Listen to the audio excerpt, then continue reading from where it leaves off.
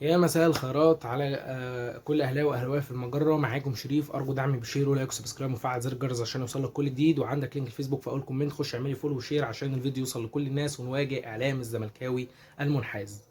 مبروك للنادي الاهلي وجماهيره على الفوز على الداخليه بهدفين مقابل هدف واحد. بس نادي الاهلي ولاعيبه النادي الاهلي عليهم علامات استفهام كتيره قوي الماتش ده قوي يعني. والتحكيم عليه علامات استفهام وكل حاجه. بس قبل اي حاجه خلوني اشيد بجماهير النادي الاهلي على اللفته العظيمه اللي عملوها جماهير النادي الاهلي لنورهان ونرجس. ربنا يرحمهم يا رب ويغفر ليهم ويصبر اهاليهم ويجعل مثواهم الجنه. ندخل في الموضوع على طول. بدايه ومن بدايه الماتش احنا شايفين استحواذ بنسبه 79% للنادي الاهلي وماسكين الكوره تقريبا. الشوط الاول كله كان لصالح النادي الاهلي، كان ماسكين كوره كويس، كانوا عارفين بيعملوا بيها ايه، كان بيلعبوا كوره متعه. الجماهير كانت بتتمتع وهم شايفين او ماسكين الكوره. شفنا اهداف او شفنا قصدي فرص كتير جدا غير محققه للنادي الاهلي. يعني بصوا، انا كنت عاوز بس يعني اقول لكم على حاجه، ان الماتش ما كانش هيخلص 2-1 والله العظيم. الماتش ده كان يخلص ب 2 3 4 5، ولو عاوز تقول 6 كمان كنت تقول. لان الشوط الاول بس يعني ما كلمتكش لسه في الشوط الثاني. الشوط الاول بس احنا مضيعين 4 اهداف، واربع اهداف مؤكدين ما فيهمش مثلا احتماليه انه يجي او ما يجيش، لا هو كان هيجي. ف فاستهانه من لعيبه النادي الاهلي خلت المهمه صعبه عليهم. وطبعا المشكله بقت اصعب لما الداخليه اتعادلت. ده بقى صعب على النادي الاهلي. يعني احنا شفنا لحد الدقيقه 82 او 83 النادي الاهلي بيواجه صعوبه في ان هو يوصل لمرمى الداخليه، رغم ان التكتل الدفاعي بتاع الداخليه شديد. ولكن يعني كنا احنا بنشوف برضو لعيبه النادي الاهلي بيحاولوا وبيوصلوا على الجون اكتر من مره. ولكن انا عندي بس تعليق لمدرب نادي الداخليه. انت ما اتفرجتش على الماتش لانك انت او ما اتفرجتش سوري على النادي الاهلي. لو اتفرجت على ماتشات النادي الاهلي كنت هتعرف ان مفيش فرقه بتلعب قدامه باداء دفاعي بس طول الماتش وبتكسب.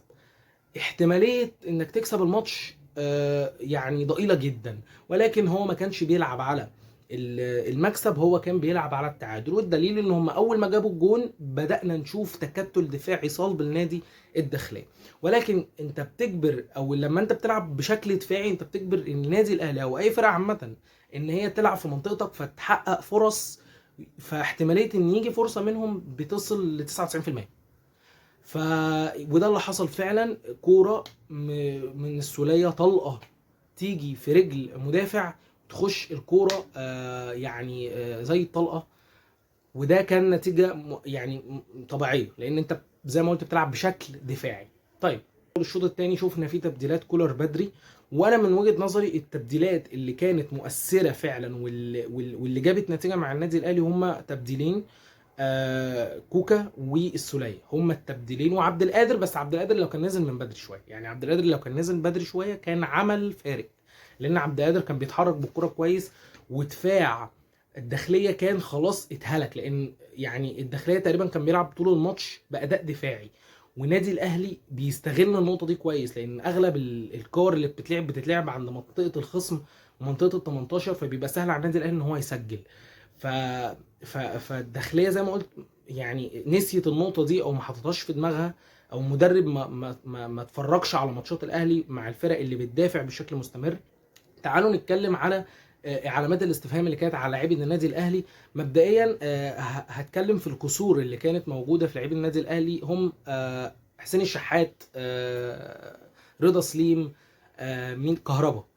اللعيبه دي النهارده ما كانتش في حالتها، بره الفورمه تماما. النهارده ما شفتش الشحات بيبدع الابداع الطبيعي بتاعه. الشحات النهارده بياخد الكوره بيشوطها وهو مش شايف الجون او مش باصص على الجون اصلا. كورتين مؤكدين جايين من امام عاشور. وبخصوص امام عاشور النهارده كان صاحب الكور الذهبيه للنادي الاهلي. احنا شفنا النهارده ما لا يقل عن 4 كور جاي رايحين من امام للمهاجمين. والله العظيم 3 لو عيل صغير في الشارع هيجيبها جون. امام النهارده رجله موزونه يا باشا، بيشوط الكوره وعارف بيشوطها فين، هو بص هيشوطها فين والكوره هتتشاط منين تجيب جون. وشوفنا ده في كوره الشحات التانية اللي شاطها له من ناحيه اليمين للمسافه اللي قدام، حسين الشحات خدها ما بصش على الجون، شاطها طلعت بره. فده يقول لك قد ايه امام عنده فيجن في الملعب، شايف الملعب، باصص على كل المدافعين، شايف ده جاي منين، شايف ده بعيد ولا قريب، شايف حسين الشحات نفسه عارف يستلمها ولا لا، شوطه للكره نفسها بتبقى موزونه، عنده السنس بتاع اللاعب اللي هو ايه، هشوطها جامد ولا هشوطها مش قوي. امام عاشور رجله النهارده زي ما قلت اتقل بالذهب. طيب، فحسين الشحات النهارده خارج الفورمه، بيضيع كور سهله، كور مؤكده، ولكن ممكن اقول ان حسين الشحات تعب. يعني حسين الشحات الفتره اللي فاتت لعب ماتشات كتير مع النادي الاهلي، طبعا جهد فظيع، ولاعيبه النادي الاهلي عامه، مش بتكلم عن حسين الشحات بس، يعني احنا ما اتكلمناش حتى في ماتشات المنتخب. يعني لو حسبنا ماتشات الاهلي وماتشات المنتخب هنعرف قد ايه لعيبه النادي الاهلي مهلكه. فحسين الشحات زي ما قلت النهارده كان خارج الفورمه، وممكن اقول عشان هو فعلا تعب. طيب، ده بالنسبه لحسين الشحات. طب تعالوا لكهربا. النهارده كهربا بيضيع كور سهله. شفنا كورتين لكهربا بصراحه حرقوا دمي. اولا الكوره بتاعت مش عارف، تقريبا الكوره جت من امام، تقريبا كان بيتعزم هو وقفش على مين يشوط الكوره. انت كهربا جون فاضي قدامك يا باشا، شوط في اي زاويه هتخلص الموضوع، كان زمانك دلوقتي جايب الجول. بس ولكن الكره راحت لقفشه، قفشه طبعا ما لحقش يستلم الكره، الدفاع قام مطلعها بره. الكره الثانيه من موديست استلم الكره وهي بصراحه حلوه، يعني انا مش هقدر اعاتب فيها موديست الكره تقريبا الوحيده اللي عملها حلوه هو هي الكره دي. الكره جات له براس الثابته، قام مديها الكهرباء خد ببطن رجلك في الجون، فلتت من كهرباء وما ظبطتش على رجله.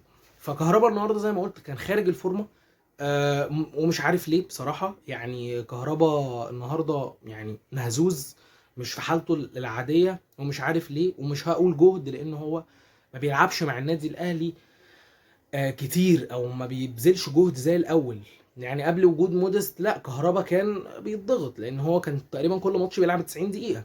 لكن دلوقتي بقى في مقاسمه ما بينه وما بين مودست في الملعب، بقى ده بيلعب مثلا 50 دقيقه، ده بيلعب 50 45 دقيقه، ده بيلعب 45 دقيقه، ده بيلعب مثلا 80 دقيقه، ده بيلعب 10 دقائق، ده بيلعب 70 دقيقه، وده بيلعب 20 دقيقه، وهكذا. ف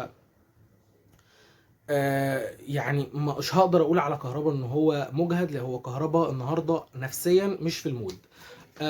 رضا سليم النهارده شفنا له كور كويسه قوي، ولكن ما اكتملتش. يعني رضا سليم النهارده كان بيتحرك تقريبا في اول نص ساعه بشكل كويس قوي، سريع، بيعرف ياخد الكوره، بيعرف يرفع عرضيات حلوه، ولكن رجله ما بتتظبطش على الكوره.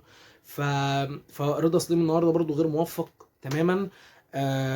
كريم فؤاد النهارده كان بيلعب ظهير ايسر مكان علي معلول. شفنا كريم فؤاد ان هو مش عارف يظبط الكوره على رجله، الكوره بتتقطع منه بسهوله، الكوره بتطول من رجله، عنده مشكله ان هو ما بيعرفش يتحكم في الكوره، التاكلينج بتاع علي معلول مش موجود عنده. فدي كانت مشكله كان لازم كولر ياخد باله منها، ولكن هقول تجربه، بس تجربه في مركز مهم زي ده ما اعتقدش انه كان هيبقى مفيد خالص للنادي الاهلي في ماتش زي ده، لانه كان ممكن يأثر عليك انت. فكريم فؤاد النهارده مش احسن حاجه، ومش هقدر اقول عليه ان هو لعب كويس. ولكن غير كده لعيبه النادي الاهلي كلها، يعني شفنا اداء رجولي جدا من اكرم توفيق، شفنا اداء رجولي من هاني، شفنا من مين تاني، من قفشه النهارده كان مبدع النهارده في الملعب، ومن امام عاشور زي ما قلت هو صاحب الكره الذهبيه في الملعب يعني بشكل 80% لعيبه النادي الاهلي دونا عن اللي انا قلت اساميهم كانوا كويسين. بالنسبه بقى للشوط الثاني احنا شفنا يعني حاجات كده غريبه في الملعب. يعني مثلا شفنا ان الحكم ما بيحسبش فاولات في ضربه جزاء، صح انا ما اتكلمش عنها، ضربه جزاء ما اتحسبتش للنادي الاهلي وكانت زيها محسوبه للنادي الداخليه، ده اتداس على رجله وده اتداس على رجله، مش فاهم يعني ازاي ما اتحسبتش، بس ماشي. وحتى الفار ما خلاش الحكم يبص عليها.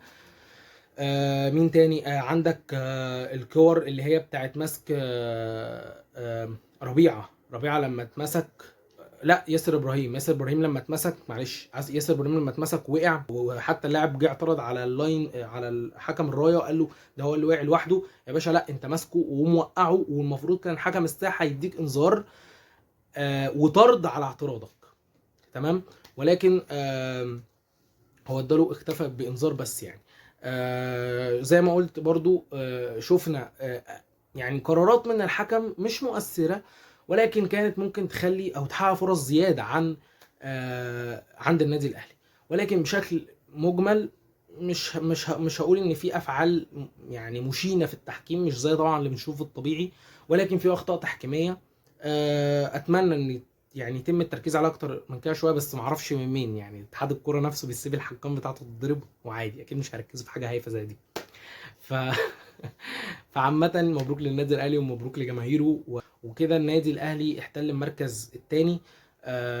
واتمنى النادي الاهلي يفضل مستحوذ لحد ما يوصل للمركز الاول ويفوز ان شاء الله بالدوري. ومبروك لنادي الزمالك عشان كسب بهدفين مقابل لا شيء. هنعلق على ماتش الزمالك في الفيديو الجاي. تابعونا واتمنى تكون رسالة وصلت. شكرا.